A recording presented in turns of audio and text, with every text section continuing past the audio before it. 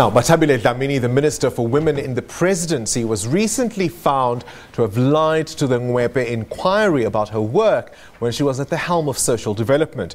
The Constitutional Court has ordered her to pay 20% of the legal costs incurred in the social grants saga after she was found to have presented false evidence regarding the worker streams to deal with the grants crisis.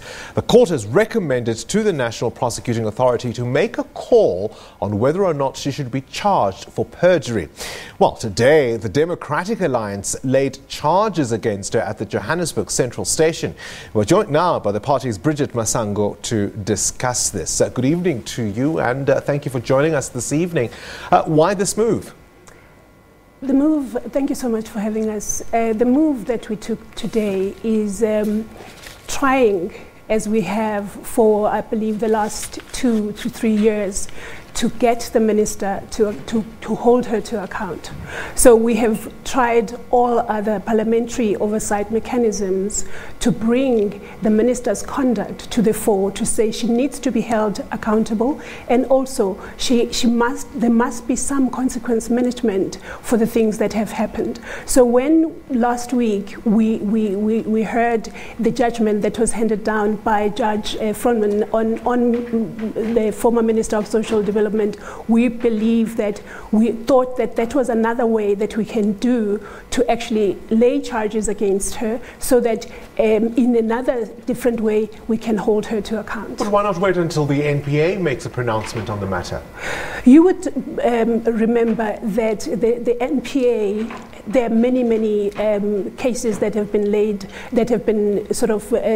against people with the NPA that have gone nowhere, and we just thought that although the Constitutional Court has said that the minister, the report must go to the NPA, let us lay charges anyway. To what end? To an end where the only thing that we are concerned about is that the minister is a public official that is... No, I understand what you're objecting to in terms of what she's been found to have done incorrectly, but I'm asking you, no less than the highest court in the land has asked for the NPA to make a call on this. Why are you interfering with that process? Well, the NPA, in our experience, has had cases like the Nkandla case on the president, and it sat there for forever, and there are many other cases. But ultimately they have to answer to the Constitutional Court. They'll be able to have to explain whether or not they're going to pursue this. Why at least then not wait until that process, and then if you are unhappy with that, by all means. I mean, all people are going to look at and see here is political point scoring. No, not at all. We are on record for a long time, as I mentioned earlier. We are on record to say the minister is not fit to be a minister in any department, never mind the Department of Social Development. There are many issues of conduct that the minister has just blatantly ignored, whatever law. Well, she's no longer the Minister of Social Development now. That's not the issue at hand. The Court has said to the NPA, make a calling on this. We've got strong findings that she may have perjured herself. Make a determination. Isn't it fair enough to let the NPA complete that process before you take action? It probably would be fair enough, but we have experience with the NPA, and this was not an instruction to the NPA to actually sort of start investigating. It says they will consider. That's what the judge said, and we said, well, let's lay the charges in the meantime. And in fact, when we laid the charges this morning, the warrant officer that helped us said to us that this is not going to be a case yet; it's going to be an inquiry.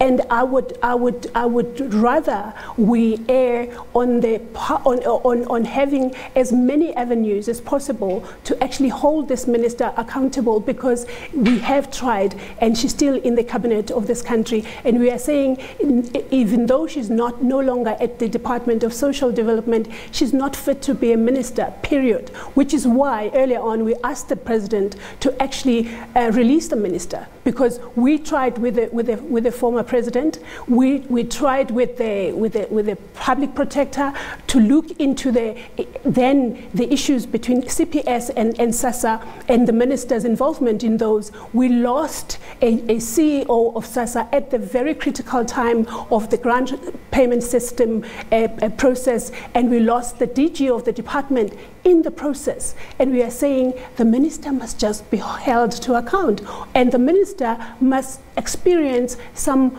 consequences for her conduct. She's not... Well, she's going to. She's been given an unprecedented punitive costs order, 20%, at least from the asset register in Parliament. She may not even have that money. She will be facing the consequences. We know the NPA is obviously going to make a determination on that. I think many people would agree there should be consequences. But the point we're asking is, what is the Joburg Central Police Station going to do that the NPA can't? The Joburg Police Station, we do not mind to have processes. As I was saying earlier on, we've applied so many oversight mechanisms over the minister's conduct, and so much money has been lost, and so many people who at the time were the recipient or the beneficiaries of the grant payment system, whose lives were at risk when the minister was just dilly-dallying and obfuscating and delaying stuff, and we are saying, in fact, at this point in time, we are not even saying that we want a judgment that is good. We're not even saying that the minister, we are not agreeable to her being at the social development department because she's no longer there. We are saying she's not fit to be a minister. We are at a point where we are saying you cannot have a minister that has been described by the highest court in the land to have been very negligent, to have been careless, to have been all sorts of things, having them in the cabinet of this country. Well, you will accept, though, that the Constitutional Court has to obviously make sure there's no judicial overreach. It's not their role to charge her. This is why that matter is now with the NPA. And I'm going to ask you this question one more time. No one disagrees, certainly from those who've been against this action from the beginning, no one disagrees with the sentiment you're expressing. Right. The only question I'm asking you is, why not wait until the NPA has made a determination? Because all this then looks like is political point scoring. The NPA will make a determination when it does consider the report. Isn't that the point? Isn't that the point? If you're not satisfied with that process, isn't that when you should go to the Johannesburg Central Police Station? We do not know when. We don't know when that is going to happen. Okay, we'll have to leave it at that.